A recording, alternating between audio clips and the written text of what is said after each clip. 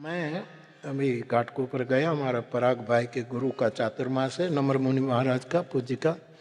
तो मैं मुंबई से आया तो फिर नम्र मुनि महाराज के दर्शन को भी गया और रत्न सुंदर विजय सूरी जी महाराज उसका भी चातुर्मास। तो मेरे तो बहुत वो आत्मीय है, सब बहुत स्नेह करते।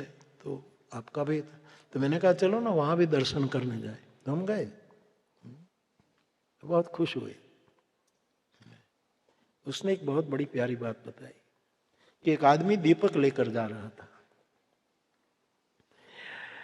लेकिन उसको लगा कि ये दीपक में दिवेल कम है, बाती भी खत्म हो सकती है, मुझे बहुत लंबी यात्रा करनी है, ये दीपक कब तक जलता रहेगा।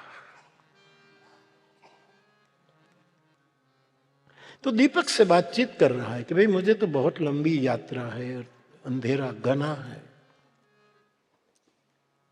कब तक मैं सलामत रहूं।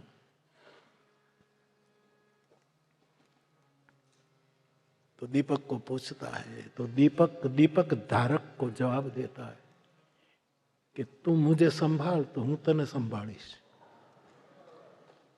तू मने हवाथी संभाळजे तो दुनियाમાં આવતી તમામ પ્રકારની આબોહવાથી હું તને સંભાળી લઈશ। આપણો સદગુરુ આપણને સંભાળી લે, अपना को सुरक्षा देते।